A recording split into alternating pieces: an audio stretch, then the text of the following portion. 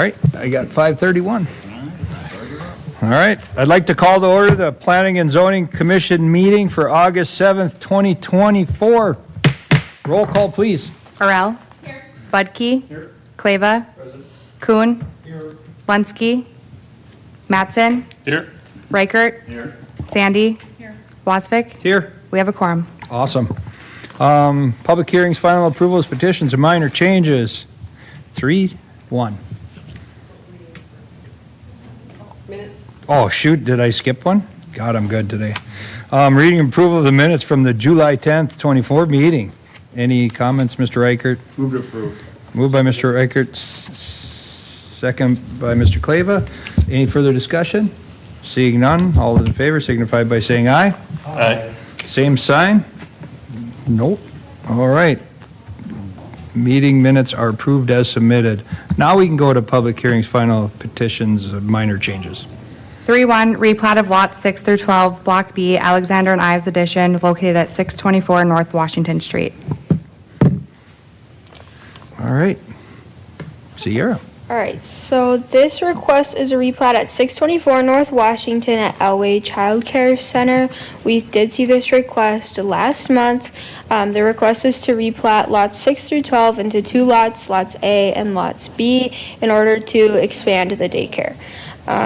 Along with the lot combinations, we have a dedication of alley down here and access controls. So staff is recommending approval. I'll stand for any questions. All right, anything for Ms. Johnson before I open the public hearing? Not seeing anybody, I'll open the public hearing. Please, anybody in the audience wants to step up and address 3-1, do so at this time. Not seeing anybody, we'll close the public hearing, bring it back to commission. Mr. Reichert. Move approval. Moved by Mr. Reichert.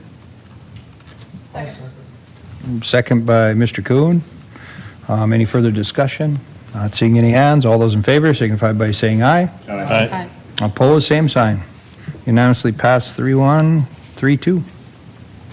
3-2, sign appeal for Memorial Village 1, located at 2625 2nd Avenue North. Mr. Brooks. Thank you. So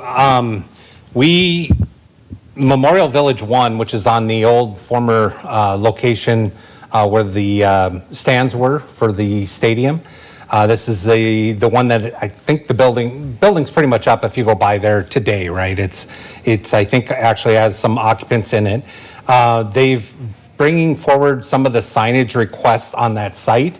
I've broken the two requests, the appeals that they have into kind of two different categories. The building itself is a mixed use, so it's not just a apartment building. So it's a little bit different in the way it's set up. But the first request, I'll kind of get into that one first. I think that one's a little bit easier of a request. This is Mr. Brooks, can I interrupt you? Are we going to break these up into two pieces to vote on them? I was thinking about that on my way up the stairs. It might be because I think you might want to dispense of the one fairly quickly and may not have a lot of conversation on. And then the second one, I think there's going to be more of a presentation part to that. So Yeah, that's what I was thinking. There's two that signs may be helpful that they want to get past. Two very different signs. I think we should do them at the same time, just as, because they're sort of a package, aren't they? Not from what I read or heard. I did label them as two different in terms of our recommendation, but we can hold the one and then you guys can vote on them together. Maybe we'll just hear it all and then we'll come back to it. And if there's discussion on one, we can cut it out. So the first one I'll speak about, this is I'll say it's more public art / memorial piece. It's similar to what you see in a lot of parks, the Veterans Park and those types of things. It's a wall, it's a plaque, it's talking about really what the original kind of harkens back to the historical piece, the loyalty, respect. This is what the memorial piece was set up for, and I think it has names of the original, help me out, Steve, I think students that were involved in World War I that died in service to the country as part of World War I. So I really think that this is, I wouldn't normally call this a sign at all, and probably wouldn't have brought it before you other than UND has a small piece to this, and it's kind of the UND logo piece that's here. So I brought it before you. I thought it was a pretty simple request. I thought it was an easy yes. We're making sure it's staying in an area that isn't blocking traffic, no visual problems or anything like that. And I actually really like the look of the sign, the display, I guess I'll say. And I think it really is a good piece. The flags are up above here as well. So with that, I'll kind of continue on unless anybody has any questions on that piece. Mrs. Sandy? I'm just curious. I looked and I looked and I looked, but these are different drawings than I'm used to seeing with sign requests. So I don't see like where that is sitting on the property and how that looks on the property. So the location is right in here, and I see that that's, I don't know if we have a good one. I mean, it's hard to judge the size and yeah. The size is, it's about a foot wider than a normal ground monument would be and about a foot higher roughly. So you're looking at, was it 18 by, 9.5 by 18. 9.5 tall by 18 in height. So 9.5 high, 18 and wide. Inches, yeah. Yeah, 18 inches wide. So that's similar to what a normal ground monument would be. And then the location, I'll kind of zoom us in. It's going to be in this little green space that's here, right at the corner of Columbia and 2nd Avenue. Okay. So the entry into this, we had them pull back from the corner a bit, and then it'll be in that green space there. Okay. And we have a few utilities running through there as well, but it meets code in terms of placement and things, so. Okay. In the future, if we could have that so Yeah. that we can actually see it There may have been on. another sheet that we just didn't include, on-site? so Okay, thank I you. apologize for that. So basically, it's, the only reason it's an appeal is it's 1 foot by 1 foot bigger and taller. I normally wouldn't have probably even called it a sign other than that logo being on there, to be honest. As soon as you logo it. Yeah, as soon as you logoed it with the UND, I felt like we needed to put it on, so. Okay. Any questions so far on number 1? I'll open the public hearing at one time, but Ms. Harrell, did you have a question? Oh, sorry. Move on. Okay, so the next one, this is on the south side of the building as you come up and over the overpass coming from Altru, if everybody can see my hand, and then as you head to the intersection of 2nd and Columbia Road. And keep in mind too, you're coming down from the overpass, so you're probably coming down right about roughly probably in this area here when you're level with street level. And then this kind of bends back towards the curving with the track on the backside.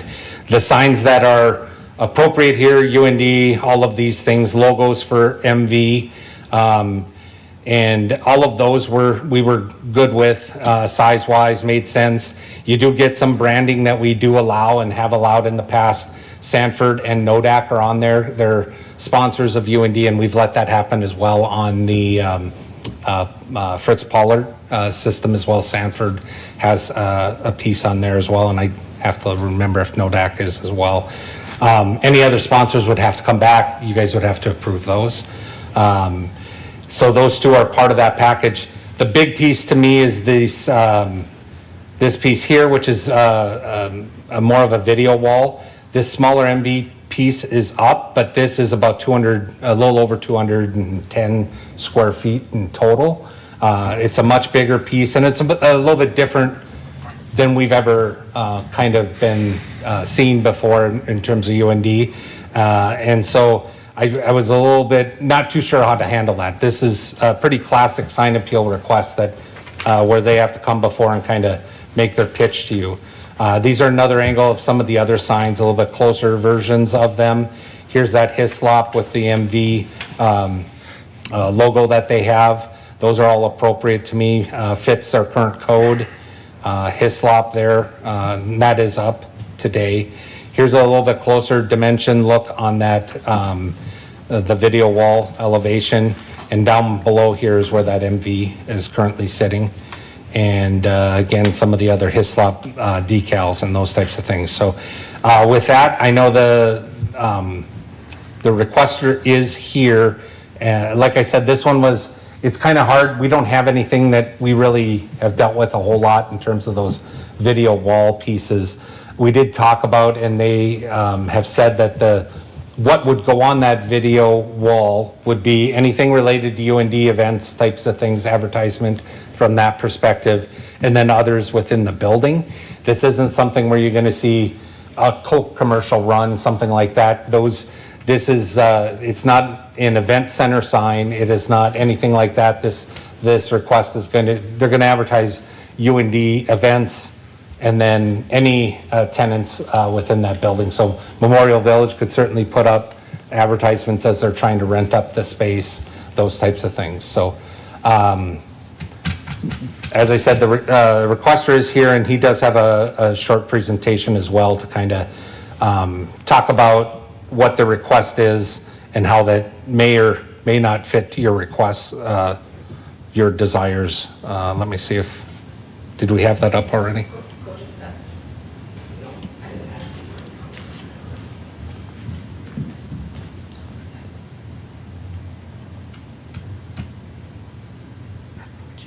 You would have to do it. Oh, I got it in the G drive. I put it in the G drive. Go back here, did you, I think you, the 7. Isn't it that? Oh. Good thing Haley's here for me. So with that, unless anybody has any other questions, I can Yeah, I was certainly. going to say, anybody have any questions right away for Mr. Brooks? Sorry, I'm back. So is a similar request to, this is before my time, like the Ralph, because they have the video sign as well? So it's all, No, it's a good question, because, yeah, it's been a while since we've got 2 major event centers, and then we have a third that with the Beacon that was allowed to do what's called an event center signage. This is not that. So anything that had like a major event, the Ralph, the Alaris, they're both allowed to do a little bit different in terms of, it's prescriptive on what those size of those signs are. They can be, the size and then the content that's on them is going to be different than what this is.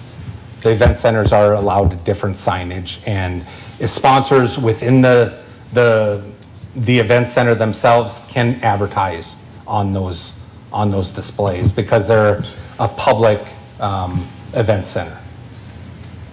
Ms. And Sandy? those are written in the code that way as well. Yeah. So is this, you said it's not the same size, is this larger or smaller? The 200, Video. it's different because those signs are, like if you look at what's on Columbia Road, that's bigger just because it's a separate structure. We didn't deal with on either of those wall signs that went on the building itself. But the sign, like the The video electronic sign board. itself? the I'd have to video look at board what the video boards were and take a look at code to find out. I'll do some checking to find out if that 200 square foot is similar on the event center Well, side. this isn't an event center, so you're kind of No. apples and oranges. But then my other question But is, just the what's lineup. the size of a billboard? Those are 12 by 24, so those would be a little bit bigger. A total billboard. This one's going to be about 8 by 25, eight and So a little? change. It's slightly smaller. So I am a little bit concerned because we have a moratorium on signs. Mm-hmm. And so how does, The moratorium is on billboards, so this one is, this is a billboard connected to a building, in my opinion, because of the size, but Yeah. I'll watch the presentation. yeah. I will say that this won't be, it's very similar to the off-premise in that they'll have to have some connection, but the billboards are specific and code a little bit different, so Okay. nuanced for sure. Mr. Coon? Yeah. What is gonna be a hold time on that? That is a video board that can be changed. What are they requesting for that? I'll let the requester come up and mention that. I don't know if he was looking at a 1 or 2 second time hold. Well, I'll just open the public hearing and we'll see anybody who wants to step up and address I think I know who it's going to be, but at least we'll open the public hearing officially. And please state your name and address for the records. My name is Steve Burian. I reside at 3969 Ivy Drive. I'm the president and CEO of Burian Associates. I'm also the president of Memorial Village LLC. And I'm here this evening to talk about the sign appeal. I am not the one that we hope to send, but the architect is actually racing back from a meeting in Wapaton, and so he might sneak in toward the end of this. So you're going to have a civil engineer talking about architectural activities, and I'll do my best. As I put this presentation together, like you, Megan, or Miss Sandy, I wasn't familiar with the way that those plans were laid out for a typical signage approach, and so I needed to glean, the salient information. And so I have it both for the first one that Ryan presented as well as the second, and if you'll indulge me, I'll try to get through it pretty quickly here. Sounds good. So to your question on that location, and I wanted to be able to convey that, and so if you look at the entire track and field and the new Memorial Village, or what we're calling Hislop at Memorial Village, you can see that corner where that kind of awkward underpass comes out on Columbia. It had some trees that were dying there historically, and maybe a little ticket box in the past. That's the place that we're looking at putting the memorial. Everybody's idea here is because that Memorial Stadium was built in 1927 in recognition of all the World War I soldiers, we felt that it was almost irresponsible to try to salvage that in some way. We kept the block that was there in the building that was 1927 and have incorporated that in the process, as well as some of the other historical activities. In terms of the look, this shows maybe a little bit better, back view of it, where you can see the block and brick that'll be on there. You can see the granite that will be on there. There'll be the 4 pillars that recognize the various aspects of war, and then we have those are unfortunate enough that UND students that died in in World War I. And we did quite a bit of research on that to track all of that down, to try to make sure that we had everybody and that everything was accurate in the way that it's presented, because it's likely going to stand the test of time. And you can see there were always 3 flags envisioned in the project: the state flag of North Dakota, the United States flag, and then the university flag would also fly above this. This maybe doesn't answer your question perfectly, but I guess it's maybe just a little bit better picture than Ryan showed, where you get a little better sense for the color of it as it lays up in that particular location. And then the 4 aspects that we're emphasizing are loyalty, respect, service, and courage. So I just thought I'd share that since I had those.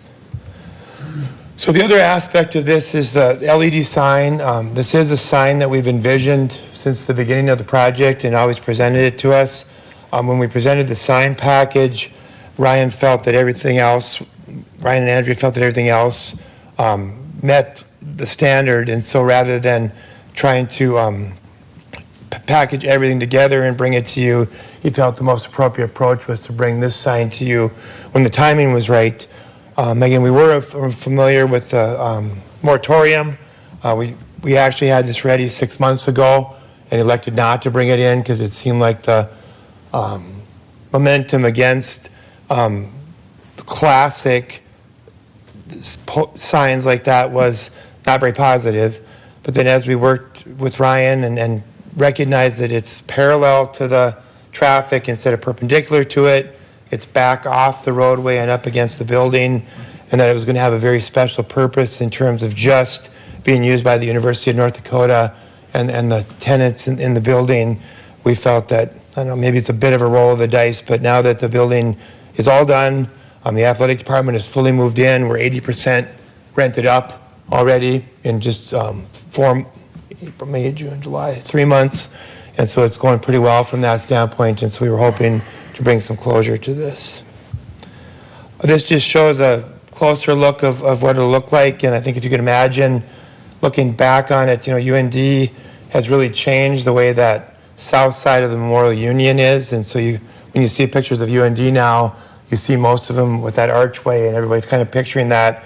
If you turned around, you'd kind of be looking down Second, and then right off of Second would be this signage that would help with identifying the various things that were going on with at UND and celebrating some of those things at UND.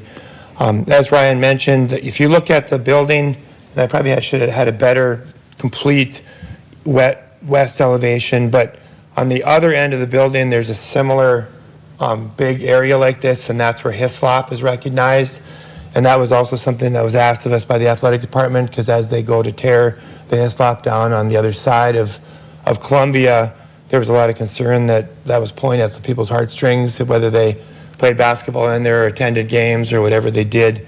And so we put that part of it, and then this is symmetrical with that, but on the other end of the building, and this is where we're looking at putting that LED sign.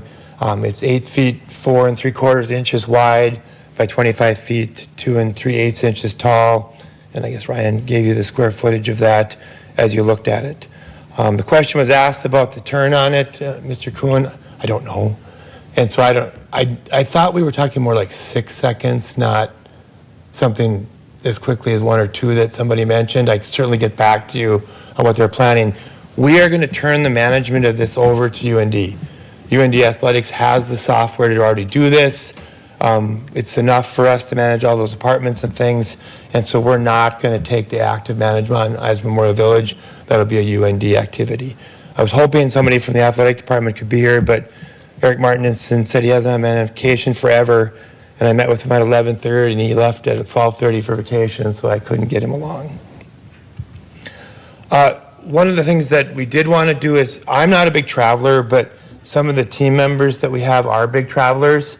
And if you go across the country, and we hear that North Dakota is either 10 years behind or 20 years behind, whatever analogy you want to use. But if you look at the campuses across the country, many of them are going to very large digital signs like this as part of their campus. And that doesn't mean that because they do it, you have to do it either. These are 2 that RISE Design Group, or Mike Kuntz has been involved with. One is at the Georgia Institute of Technology, and you can see 4 of the different signs that they considered, and then the one that they eventually went with down in Georgia. And then the other one that he's particularly involved in was at ASU. And these probably are a bit more like what you had for the moratorium, where they are, perpendicular to traffic instead of parallel. They're right up there. They're probably having different content than what we're looking at. But what Mike has relayed to me, and he travels all over the country doing this, is that almost every campus that he's working with, that as they move forward, these are the types of things they're looking at. Maybe one other anecdote, and maybe I shouldn't share this, but I know when Ryan and I were first talking about this, he said, well, that's even bigger than the one at the Ralph. And so I drove up to the one at the Ralph, and then I called him right away, and I said, Ryan, if they were building this again, they'd build it bigger. And he had to kind of chuckle and say, probably. It's just that they only had so big a TV screens then, when they did it. And so that was probably what was the state of the art and affordable. If you look at that one on Columbia there, I think that if that were redone today, it would be more prominent than the one they have. So with that, that's the information that I wanted to share with you in a formal presentation, but I'd be glad to answer any questions you have to the degree I can. Any questions for Mr. Burian? Pretty quiet group. Mr. Reichert. So you mentioned that it's parallel instead of perpendicular. In my mind, that's worse because it's going to draw the person's attention. If it's just right in front of you, you just have to move your eyes just a little bit. But if you're looking all the way over to the side, is there a thought on that? If that one way or the other is worse? That's the first question I have. And then the second one, that first sign does actually give me some concern. You said that's in keeping with all of our other guidelines, because it really looks like it's going to block your view of anyone coming west on Second to that intersection. That if you're coming down you're not going to be able to really see what's coming on Second. That really seems to encroach a lot more than we normally would let a big sign like that do. It'll be outside of that, what we call a 30-foot triangle. It's going to be required to be outside of that, and I think I looked at it, and it actually is. I think the scale here is just difficult because this is so large, but Right. it is outside of that 30-foot triangle, and it won't block from that perspective, but that Okay, was even, and 30 foot is what we use even when you have an increased speed like you do. I mean, I assume the higher the speed, the further back you want it. So the Buffalo Wild Wings, I'll say, which is Columbia Road, but further down, and I shouldn't pick on them, but they're outside of that 30-foot triangle On as that well. marathon there in the corner of 24th and whatever, where you can't see coming out of there. Yeah, no, and that one's, the road is encroached to where that sign was, so that's the 24th one. That one might be within potentially, but that was because I think the road got wider there, but I will say those restaurants are outside, and this one will be outside as well, and maybe after this I can pull up the air photo maybe too. So That it's might 30 foot from the curb to To any the- point of the sign in that triangle? Right, yeah, so Draw a what we triangle do, and we do cut it back. 30 foot to, from the property line east, and then 30 foot from that corner property to the south, and then Property connect line or those two curb? lines, and then that's what we call a vision clearway zone. From the property line? Yes, correct, yeah, from that corner pin. But- But looking to have it more of an element along that driveway in or out on the intersection, because it's more hard. Going back to Megan, we want a nice picture of it Property. when you're rendering. With you. This is where Megan had a good point. I wish I knew exactly where it was, so maybe that's something we need to share with you. I know marketing put this green star on there, and so I'm pretty damn certain that's not exactly where it's going, but It was actually pretty close, and if I look in the packet, I thought we had included the one that they had. I guess everybody's just being careful, Mr. Brian, because no, I understand. we make these guys come back to us from Newman, Indigo, all these others, A lot. a lot for renderings and how it looks against the street and how it Well, and looks this one's here. big. I mean, 18 feet long and 9 feet high. You're not going to be able to see what's on the other side of this. So the Buffalo Wild Wings is 8 by 18, their ground monument sign. If you'll allow me to hop on and do Yeah. a Google Yeah, Earth thing. Please. I don't know, like, Google Earth shows it. Do you want Haley to come up? Yeah, probably. I'm just trying to help speed that. Actually, I'll do our GIS because I think we'll have a 24 photo that actually their foundations are pretty well shown. Yeah, north. So this is the space it was going to go in. It's here. I mean, this is, So it's parallel to that angle. I mean, even, Perpendicular. this is 40 foot back. I mean, there's a lot of green space here, and the location it was going was in here because they wanted green space around it as well. And is it going to run essentially east-west? I think it was or at at an an angle. angle? It was at an angle, because it's a kind of a display piece. So yeah, probably too far. And where you're talking about putting this other one is just on that dormer, right? Yeah, It's on right. that peak there. And then there's an electronic sign on the other, if you scoot to see the other side a second. Isn't there an electronic sign over there? Right on that We tunnel. allowed, we're permitting, the initial package that they had, we allowed the electronic on the, I want to say the first floor of, Yeah, top of the first floor, there's a ribbon sign. yeah, a ribbon sign. So. But there's one on that tunnel or that bridge, right? Right there. Skywalk, better word. Is there? You tabled, sorry. We pulled the video board from the Memorial 2 PUD request. It was originally part of it, but we asked you guys, as staff asked you guys to remove that from that PUD request, so they would have to come through an appeal. So you have seen something there, but you have not approved something there. Perfect. So so there will be a ribbon. Yeah. If we And approve it. there is not another, UND doesn't have another sign by the parking lot? I thought they did. Not electronic. It's don't the think so. red moving letter one that shows a number of Oh, stalls stalls. involved, but it's not like a full digital, it's red letters only. And that's on the west side of the street? Yeah, I believe so. Right. That doesn't concern me that much.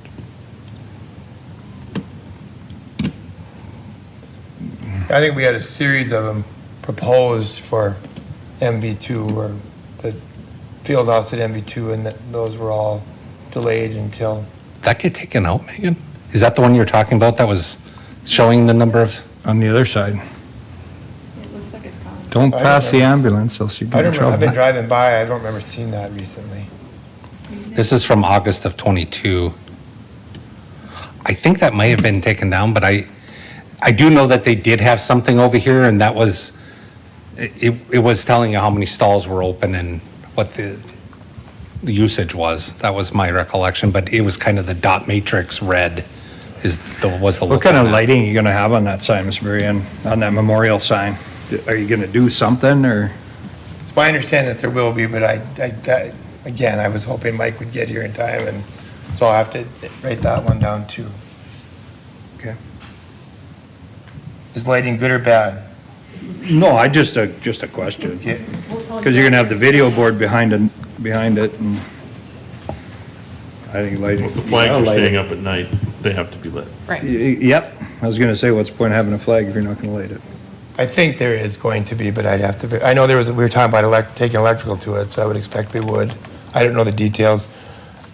Mr. Riker, to your question, I think if people are, turning their head abruptly because, they're conspicuously looking at it, then, your point is a valid one. When it's that far off the street and it's, right not and you're Yeah. looking, then, you could argue, do people really look at that as much, or is it just something they look at when they stop or something? And so I suppose you could make a judgment either way. Yeah, Megan, Mr. Sandy. I do like the corner sign. I think that'll look very nice, and I don't have any issues with where it is. I think right at that intersection, everyone is slowing. There's the parking ramp is right there. I think that looks nice. I'm not a fan of the LED sign. And, I know we don't have anything like this, and I don't necessarily want to start it, because I think we've had lots of discussion about electronic signs and how they fit in to our city, and they're just a little bit too much visual noise. I think it's such a classy building. Our campus is so classy and beautiful that I'm just not a fan of bringing an electronic sign. I also think it borders on the city council's moratorium. It may not be exactly a billboard, but I think that this was the intent when they had that discussion. I watched that meeting when they did that, and I feel like this goes to the intent of what they were getting at with the size and being electronic. So I just, personally, I can't be supportive of that, but I do love the corner sign. I am too. I'm usually. So, any more questions for Mr. Berrien? I guess would the commission be okay, and Mr. Berrien and Mr. Brooks be okay if we did split this up, call it 3-2.1 would be memorial ground sign, whatever we want to call it, memorial sign, and 3-2.2 to be the digital sign on the west of the building? Yeah. I think that's fair to keep moving. Yep, and I'll move approval of that, of the corner sign. So if everybody, I got to close the public hearing yet. If everybody's okay with that, Mr. Barron, you're good with that? Splitting them up and voting on them separate? Well, given how much you liked the first one, I think my odds in the second one would be better if you kept them together, but I don't think I'm in a position. That's what I'm worried about. I don't think I'm in a I'm worried about the first one failing if the second I don't one think isn't I'm in a gonna pass. position to control that, so sure. Okay. Any other questions for Mr. Berrien? If not, and anybody else in the audience want to step up and address the microphone? If not, I'm going to close the public hearing, bring it back to the commission, We'll vote on the two items separately. Mr. Reichert, do you still? Yep, move to approve the first sign on the corner. So we'll call that 3-2.1 memorial sign. Miss Sandy, you seconded that. Any further discussion on that piece? With that, all those in favor signify by saying aye. Aye. Aye. Opposed, same sign. Okay, sign passed. Sign 2.1 passed. 3.2, any further discussion on that? I know we listened a lot and didn't get a chance, maybe some of us, to discuss. So anything before we vote on that? Well, I guess my question is, do we want more information about it? I mean, are we comfortable with what they have? I mean, I want to know, if we're going to approve that one, at a minimum, I'm going to want to know hold times. I'm going to want to make sure that there's a moratorium on any off-site advertising, things like, is that already in there, Ryan? I mean, their request doesn't include that, but what we would, What's typical? if we treat this as an on-premise, then billboard. it typically is a 1 second. You guys could certainly put a 6 second, which would be similar to the billboards. If you guys, to Miss Sandy's point, the moratorium will be coming up again, at least discussed soon, but I don't know when an action will be taken. And will this be, We could put in our motion a 10-second. you could, yes.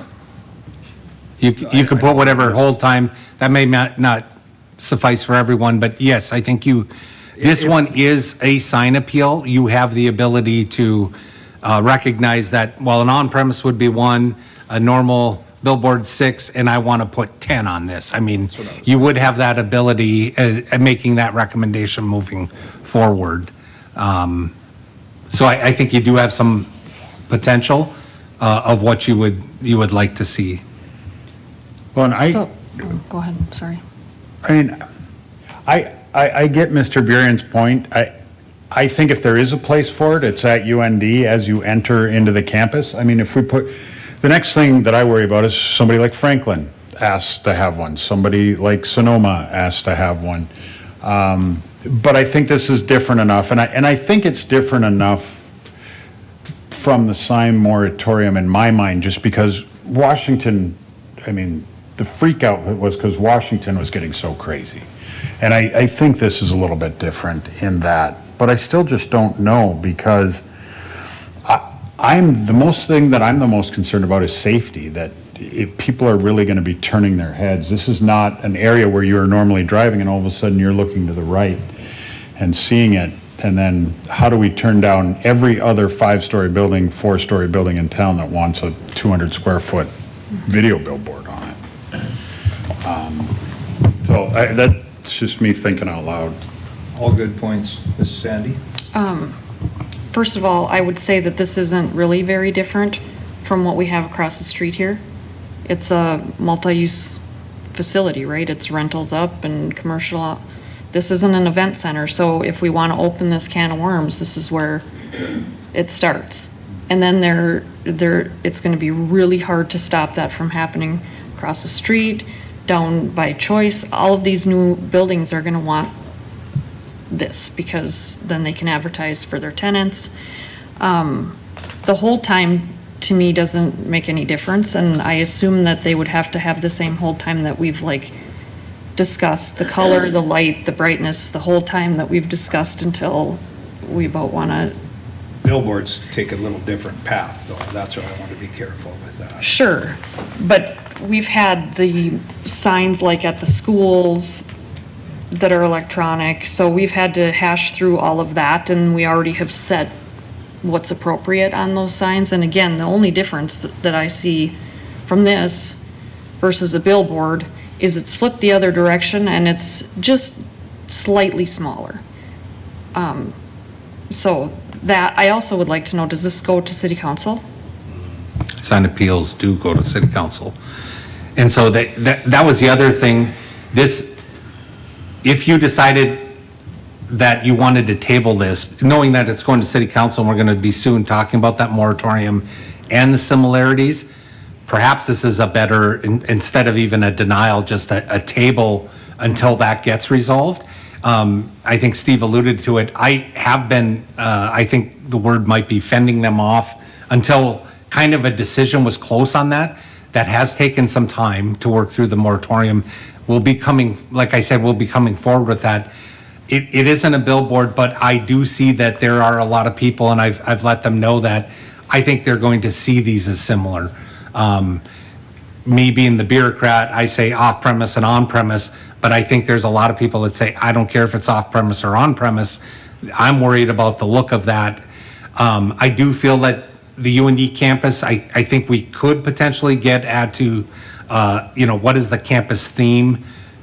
But maybe that, if you were to ask for this to come back, let's have how this is going to incorporate with the complete campus theme. And maybe that gets to a little bit of what other campuses are doing. That doesn't mean that you have to follow that. You could shrink that. You could just say no to that. There's a lot of possibilities there, but I think maybe I'm hearing a couple open questions that there's more information to come on where we finally land on that billboard moratorium that may make sense to hit table on this as well. Yeah, I was kind of going to go down the campus road with what you just said. Is this part of campus still? I know it's private and whatever else and all the stuff. If it is part of campus, there's different things we can do on a camp. I'm worried about, like you said, there's going to be one right here. The week after we approve this, they'll be asking, all the sign companies will be selling this stuff and we'll have them all lined up here. So I think the best would be somebody to make a motion to table this thing. I'll make that motion. If we could just make that a motion to postpone. That's, the Oh, city okay. attorney is like that. So verbiage it will, better. if we motion to postpone, will it go to city council for their next meeting, or will it? No, because come we back wouldn't to have a us? recommendation to them, so postpone it Okay. would stop it here. And then it's just a matter of what we want to have it postponed until. Okay. So I'll Wouldn't make, table do the same thing? The verbiage was more appropriate for the postpone, so I understand it is different. Yeah. I'll make the Sorry. motion to postpone. And with that, I'm really hoping that when this does come back, it's not we have to know today, because they've already wired it and they're gonna lose $100,000, $1 million, or whatever it is, because I find that very I didn't wear it. troubling. When that happens, when we're put in that position where we have to decide when we're not ready to decide. In all fairness, it's in the shed already, and so they did not play that card. Until now. All right, there's no discussion. I'm trying to go through my Robert's rules here. On a table, there's no discussion. On a postponement, is there a discussion? Here we go. Don't believe so. I'm just going to leave it as no discussion. All those in favor of postponing 3-2.2, the digital sign, please signify by saying aye. Aye. Opposed, table? Same sign. All right. That is tabled. Postponed, sorry, I did it again. Can't teach a dog new tricks. All right, I'm sure we'll bring this back and see this again. Just a request from some of the commissioners, Mr. Buren. Kind of what other sign companies have done is they've shown, with the AI and all this stuff, they've shown the actual video of the sign on the side of the building, people walking underneath it, so you have a reference of height and a reference of size, and just to help the commission make a better decision. All right, with that, thank you for your time. 4, communications and preliminary approvals. 4-1, vacation of Rose Avenue located at 1500 and 1600 block of North 48th Street. Good evening. So this Rose Avenue vacation kind of coincides with the replat that will be coming next. I'll point out Interstate here, just to the east, and North 48th Street here to the west. There is this cul-de-sac that has not been utilized, not been paved. And Simonson has submitted the application for the vacation, and Strata was notified and signed off on the request. So they're looking to vacate Rose Avenue, and there is a 10-foot utility easement that will also be vacated within this right-of-way as well. and rededicated with the plat that comes next. So, just a quick question for me first. It's gravel now, you said? Some of it's gravel, some of it's grass. It's kind of a marsh bog. I just worry, what are they gonna do with it? Are they gonna pave it? Because he's obviously gonna use it for parking. He has plans to pave it. Okay, just so we don't get into the whole gravel and all the different subjects on that, crushed concrete, whatever, okay? That was the only question I had. Anybody else? Yeah, Mr. Bud? so- So I think this is technically on 4-2, but obviously they go together if that's all right. I've usually been allergic to vacations, right? I don't have the same objections in this particular case, except that on 4-2, the plat and the comments on it, it was noted, there's like a pipe, it's labeled as like number 3. And so I guess I'm just curious what that is, and if, call it the public has any like stake in that, if it goes to a public utility, if there's anything that we should be considering as far as like the long-term control of that land. Yeah. No. Go ahead. Okay. So the utilities, if there's any utilities in there for that stormwater, like that's why we're retaining the utility easements to be able to maintain access and maintain them. And the question, so I don't fully know the pipe answer because that's an engineering comment. Clearly there's something out there for them to make that comment.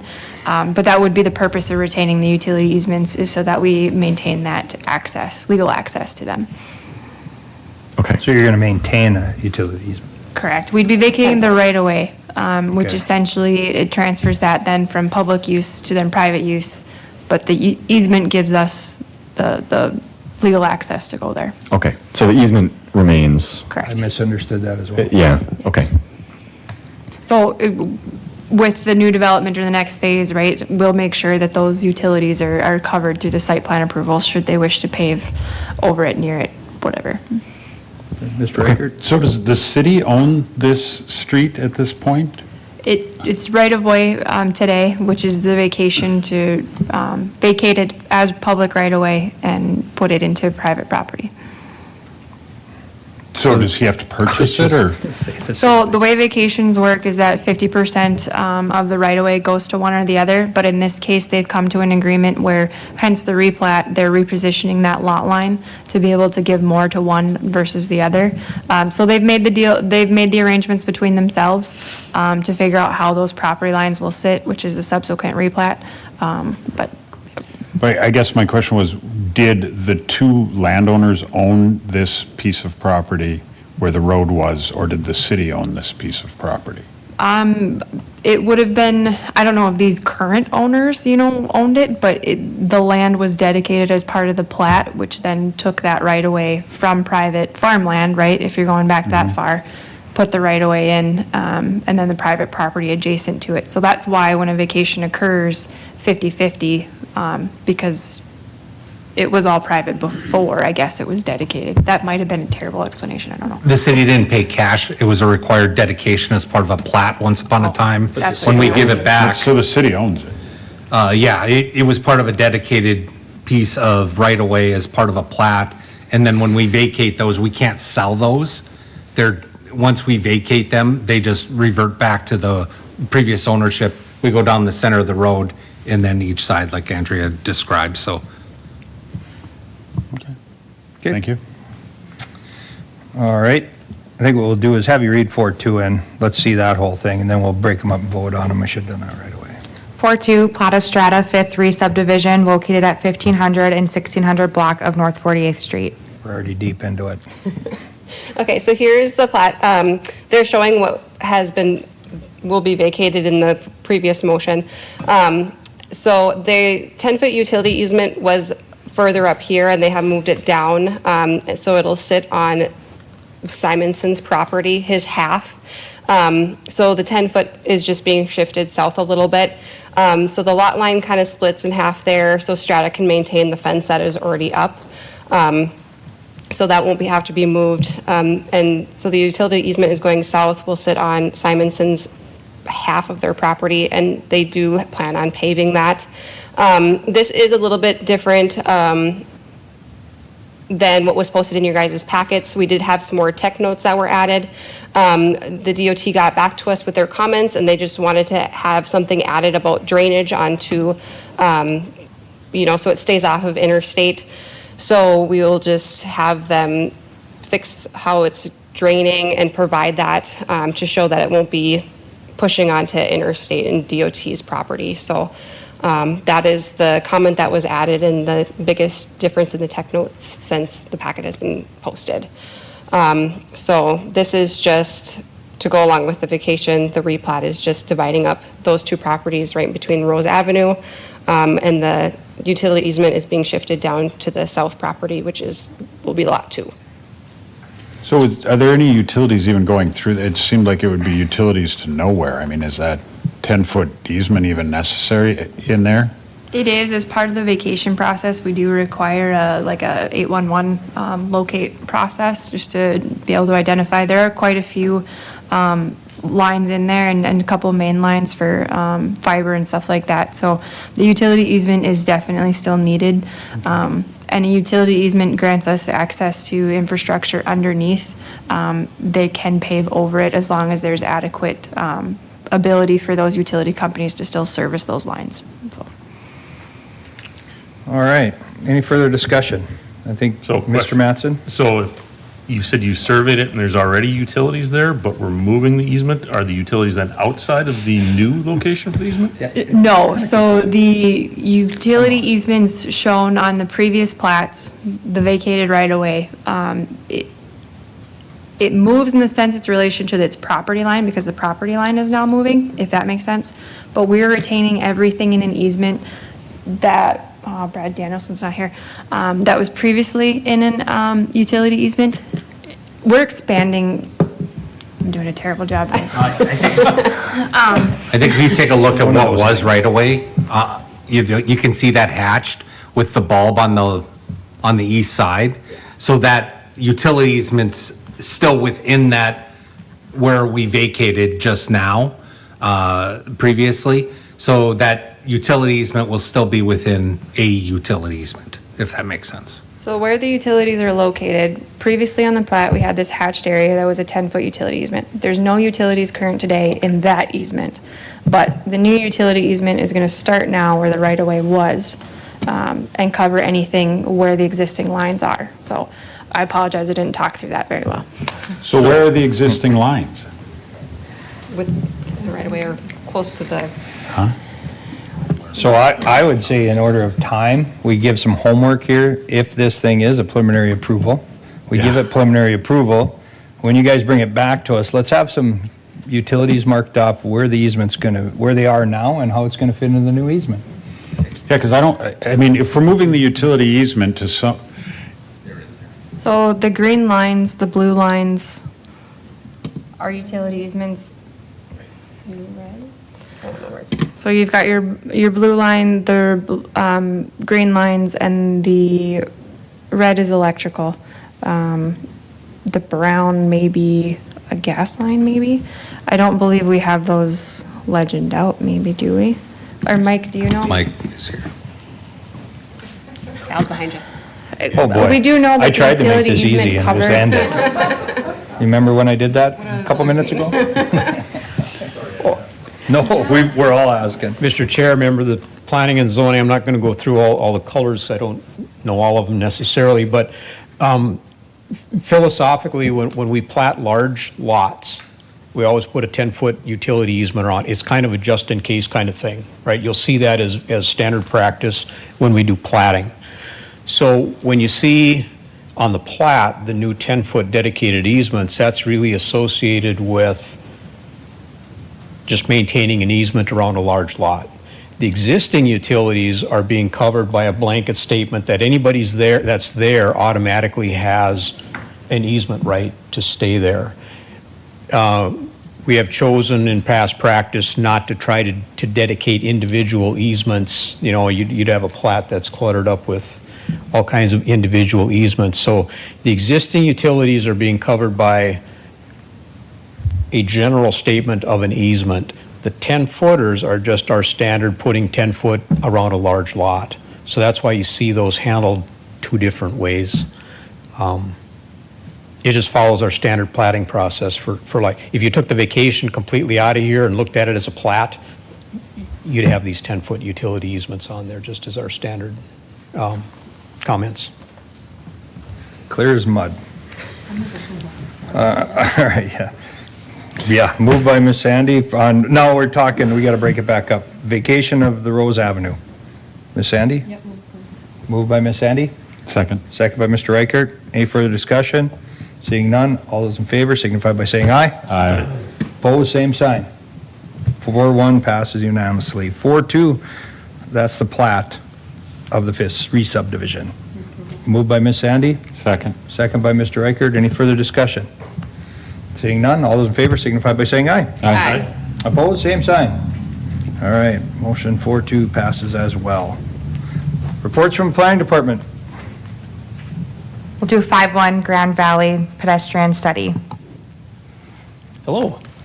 Members of the commission, my name is Tyler Mansky. I'm a new hire over at the Forks MPO. I'm here today to, one, introduce Connor Cox, who's going to talk a little bit about the Grand Valley pedestrian crossing study that was recently started, and also just to introduce myself, sorry. This is a new study that started about late May, early June, and the purpose of it is to review the Grand Valley area, existing plans, existing conditions in that area, in order to best future-proof some pedestrian crossing ideas in that area as we start to build it out. I'll let Connor get more into the details. Connor's with Bolton and Mink, and he is the project lead for this. So take it away, Connor. All right, just confirming everyone can hear me okay? Yes. Perfect. All right. Well, hello everyone. Thanks for having me and Tyler to present on this study. So again, my name is Connor Cox. I'm a senior transportation planner with Bolton & Mink, and as Tyler mentioned, I'm leading the Grand Valley pedestrian study. I believe someone, I don't see the slides, but it looks like you guys can see them. So as long as you guys can see them. Can you move them too, Connor? I can't. I can move them for you. Oh, there you go. Now I'm seeing it. Perfect. Okay. All right, excellent. Perfect. All right, so I'll start with a little bit of a background on the study just to provide some grounding and some context. So the image on the right is the study area. So generally speaking, the north extent is 47th Avenue, the west extent is Columbia Road, the south extent is Merrifield Road, and then the east extent is Belmont. So this, many of you are probably familiar with this area. This is in the southwest part of the city. And then just a little bit of background on kind of why the MPO has initiated this study in partnership with the city. So as you know, a large portion of this study area is not developed yet, but it is, likely to quickly develop. And so I think really the impetus for this study is to be proactive and think ahead in terms of the transportation system in the area and ensure that there are safe pedestrian crossings as well as general pedestrian connections within the area. So making sure we're thinking ahead before development comes in when we have an opportunity to be a little more proactive instead of reactive. There have been some lessons learned from other developments in the area as well that I think this study can build off of. We, in addition to our team at Bolton & Mink, we are also partnering with CPS and Praxis Strategy Group. So that allows us to really leverage the local knowledge and experience with both of those firms. CPS really has a good understanding of local development plans in the area, and so it's been great to have them as part of the team to really fill us in on what's happening in the area. And then lastly, in terms of the project timing, the MPO is also currently doing a Safe Streets for All action plan, which is region-wide, but it's looking at crash analysis and safety improvements, especially focused on pedestrian crossings. So the timing for this study really works out nicely in that we can kind of build off of and enhance the findings from the Safe Streets for All study. Our firm is also leading that study, so we're able to use all of the crash analysis that we're doing and kind of focus in on this study area. Go to the next slide. So a little bit of information on existing conditions in the area. We have a good understanding of the existing bicycle and pedestrian network in the area. The Greater Grand Forks Bike and Ped Plan was just finished a few years ago, so that provides some context for the area and also includes a recommended or planned biking and walking network. And so we'll be incorporating those recommendations into our findings and our recommendations through this study. And then, as I mentioned too, we, because the Safe Streets for All or SS4A plan is ongoing, we're able to sort of leverage that analysis and really have a deeper understanding of existing conditions in the area. So diving deep into the motor vehicle crash analysis and understanding where some of those hot spots are for crashes. And then that allows us to really focus our efforts on certain intersections or segments of roadways that have proven to be more dangerous than others, and really focus our attention on making those areas safer. Next slide.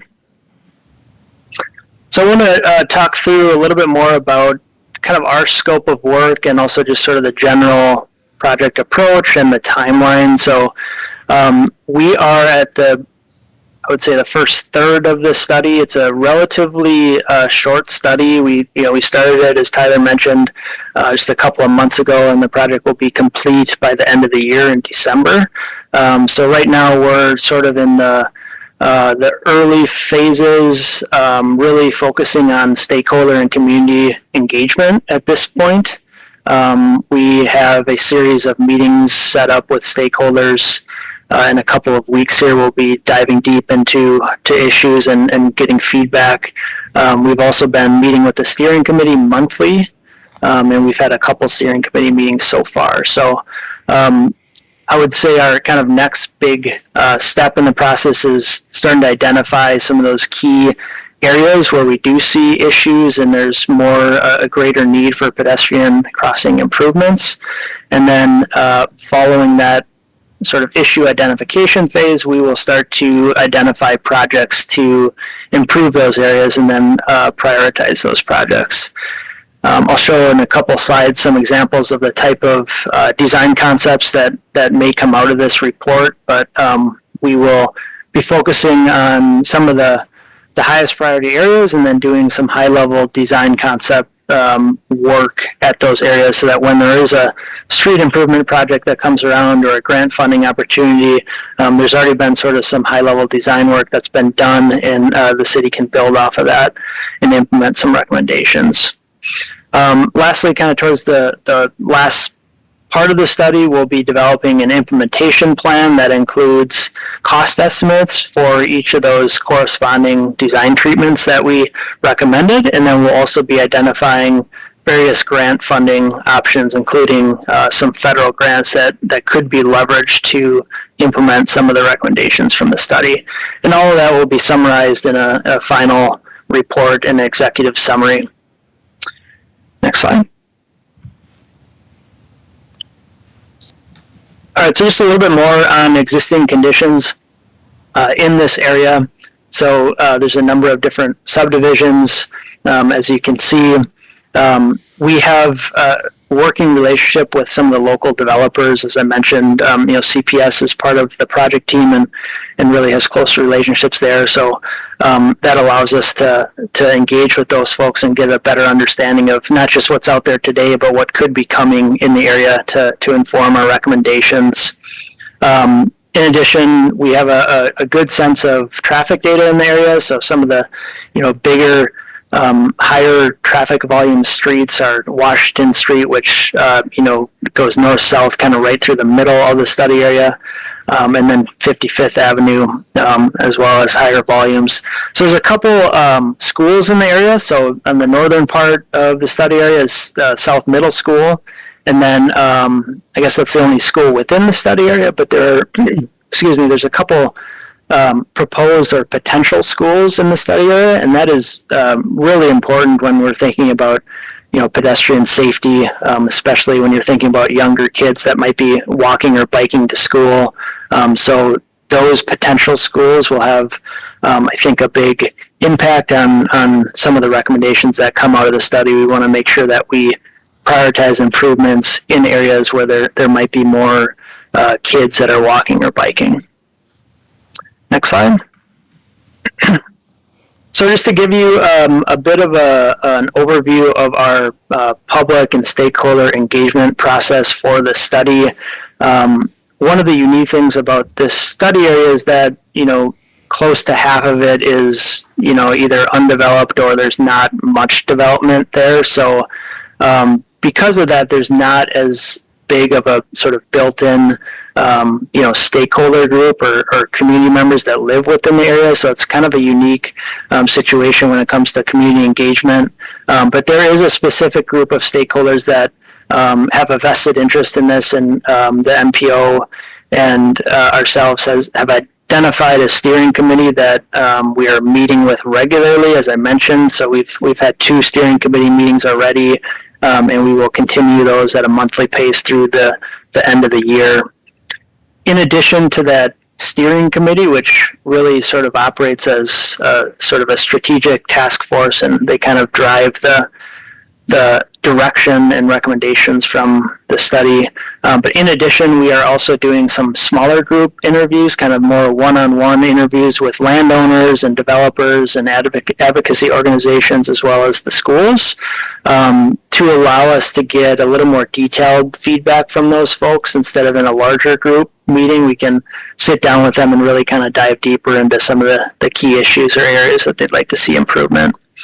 We are also planning to do a pop-up engagement event at Potato Bowl, and so we'll be able to hopefully get in touch with a lot of different community members at that event. And then we plan to meet with the Discovery Elementary PTO later in the fall as well. Next slide.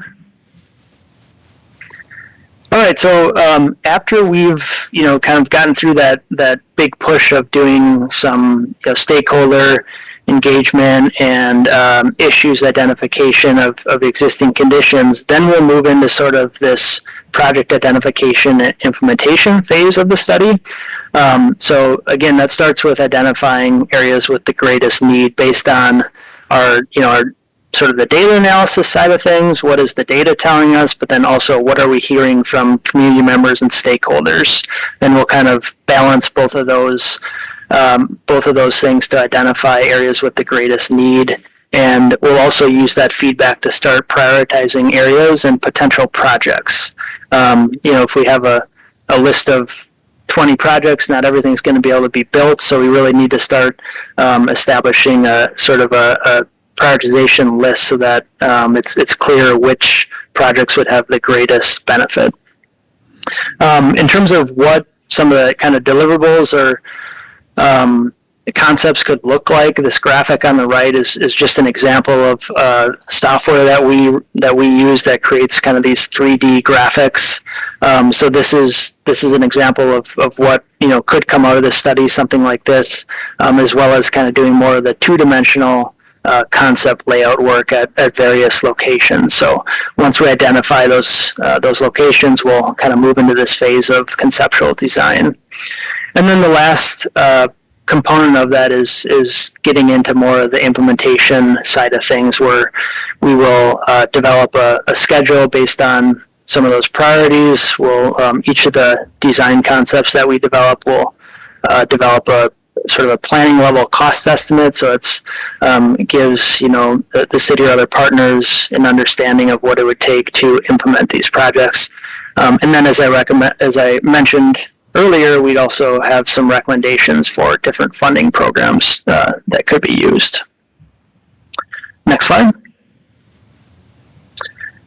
So just another slide to show what some of these recommendations could look like. So again, the study is really focused on pedestrian crossing safety. Doesn't mean that that's the only recommendation that might come out of this, but I think that's really going to be our focus. So, intersections typically have the highest issues in terms of crash rates or is generally unsafe crossing conditions. So I imagine that some of the key intersections will be a focus of of our recommendations, but we also might look at mid-block locations, especially if we're hearing that from community members that there are mid-block locations that would be really beneficial to have a crossing. So that could be an opportunity.